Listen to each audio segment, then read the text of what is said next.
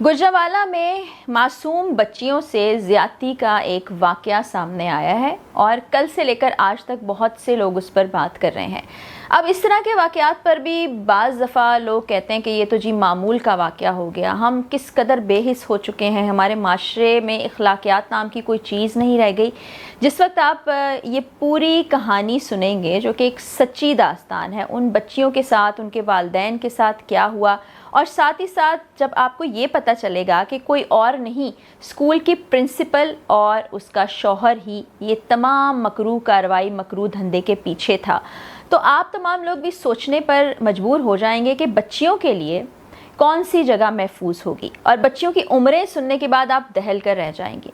बच्चियों की उम्रें 5 साल से शुरू होकर ज़्यादा से ज़्यादा 13-14 साल तक जाती हैं। वो नन्ही मासूम बच्चियाँ जिनको देख के आपको सिर्फ प्यार आता है, ऐसा मकरूह, गलीज़, मलून, बदबख्त शख्स जिसने उनकी मासूमियत को कुचल कर रख डाला। वो शख्स कौन था?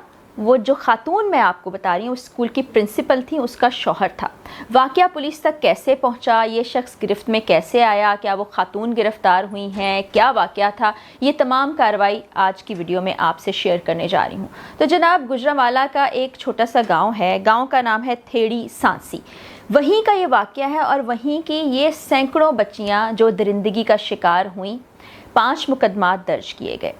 वाक़या इस तरह से हुआ कि वालिदैन अपनी बच्चियों से पूछते थे, वो स्कूल ना जाने के बहाने बनाती थी। कभी कहती थी तबीयत ख़राब है, कभी कहती थी जी नहीं चाह रहा। जब वालिदैन ने ज़ोर दिया कि बेटा इस तरह तुम लोग स्कूल नहीं जाओगे तो पढ़ाई कैसे मुकम्मल होगी, तो बच्चियों ने बताया कि जो इमरान नामी शख्स है, जो साजिदा नामी खातून का शौहर है, जो कि प्रिंसिपल है वहाँ की, वो हमारे साथ ज़्यादती करता है। माँ बाप हैरान और परेशान हो गए कि ऐसा कैसे मुमकिन है, हम तो स्कूल भेजते हैं आपको बेटा, स्कूल में ऐसा कैसे हो सकता है। उन्हें लगा कि शायद बच्चियाँ बहुत ही बड़ी कहानी बना रही हैं। बच्चियाँ फिर ये बताती हैं कि स्कूल ऊपरी मंजिल पर मौजूद है और जो नीचे वाला हिस्सा है डबल स्टोरी घर का, वहाँ पर वो दोनों रिहाइश पजीर है, यानी कि साजिदा और उसका शौहर। और ये जो शौहर है इमरान नामी दरिंदा, उसने वहाँ पर कैंटीन भी बना रखी है। तो वो बच्चियों को बुलाता था कि आ जाओ, उन साहिबा के लिए कोई चीज़ यहाँ से तुम्हें देता हूँ, वो ऊपर ले जाओ। जब वो नीचे जाती थी तो उनको ज़्यादती का निशाना बना दिया जाता था और डराया धमकाया जाता था, अगर तुमने किसी को ये बात बताई तो तुम्हारे साथ अच्छा नहीं होगा। तो कम उम्र बच्चियाँ, आप सोचें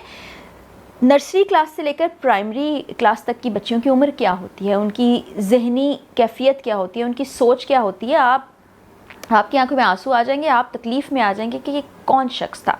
बहरहाल ना सिर्फ वो बच्चियों को ज़्यादती का निशाना बनाता था, बल्कि उनकी वीडियोज़ भी बनाता था और वो वीडियोज़ दिखाकर उनको ब्लैकमेल भी किया करता था।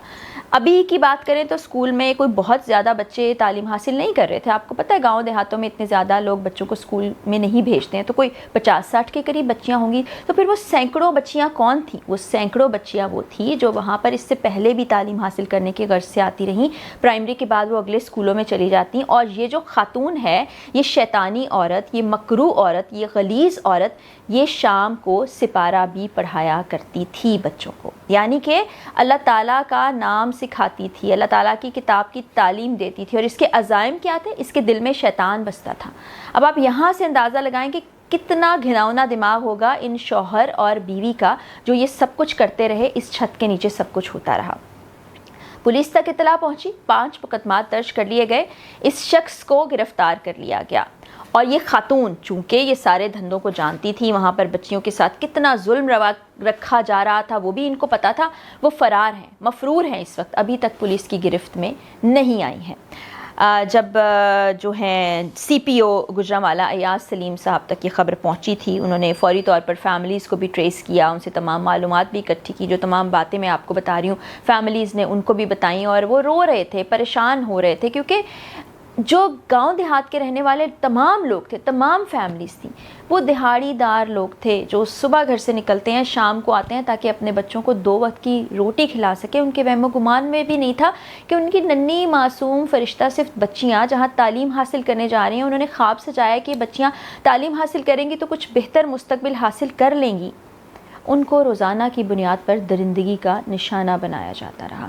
अब इमरान ने फ़ौरी तौर पर अपने जुर्म को कबूल कर लिया। उसके मोबाइल फ़ोन को तहवील में ले लिया गया, जिससे सैकड़ों की तादाद में इन बच्चियों की वीडियोज़ बरामद हुई जिसमें उनसे ये गलीज़ काम किए जाते रहे हैं।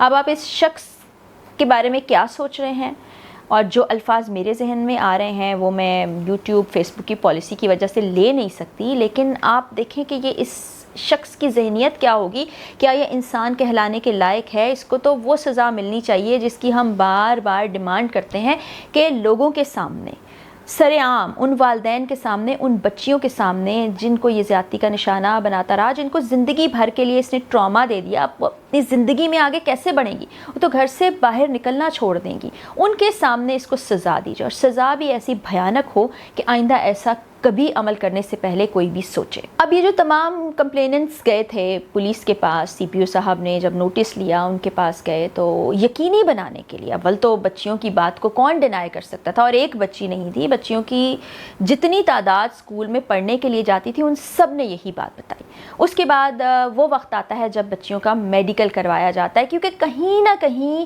ماں باپ یہ دعائیں مانگ رہے تھے، یہ سوچ رہے تھے کہ خدارا یہ جھوٹ ہو، ہماری جو بچیاں بتا رہی ہیں، جو کہہ رہی ہیں، وہ کبھی سچ نہ ہو، کیونکہ ایک غریب شخص نا، اس کے لیے اپنی بہو، بیٹیوں اور گھر کی عورتوں کی عزت ہی تو ان کی زندگی بھر کی کمائی ہوتی ہے، جس کو وہ سینچ سینچ کر رکھتا ہے، جس کو وہ چھپا چھپا کر رکھتا ہے، جس کو وہ حفاظت کرتا ہے۔ ان بچیوں کو کس طرح سے ایکسپلائٹ کیا گیا، کیسے ان کی عزتوں سے کھیلا گیا، کیسے ننھی معصوم بچیوں کی زندگی ہی پامال کی گئی، یہ میں تکلیف وہی بتا رہی ہوں، الفاظ میں بیان نہیں کی جا سکتی۔ تو فیصلہ یہ کیا گیا کہ ان بچیوں کا میڈیکل کروایا جائے گا، کہ جس سے اصل چیز سامنے آ جائے گی۔ اب جب میڈیکل کروایا گیا تو ظاہر ہے بچیاں جھوٹ تو نہیں کہہ رہی تھیں، ماں باپ صرف اپنے آپ کو ایک طفل تسلیاں دے رہے تھے کہ شاید میڈیکل رپورٹس ٹھیک نہ آئیں، لیکن میڈیکل رپورٹس میں بھی اس درندگی کا رزلٹ آ گیا جو کہ پازیٹیو تھا، یعنی کہ ان تمام بچیوں کو درندگی کا نشانہ بنایا گیا تھا۔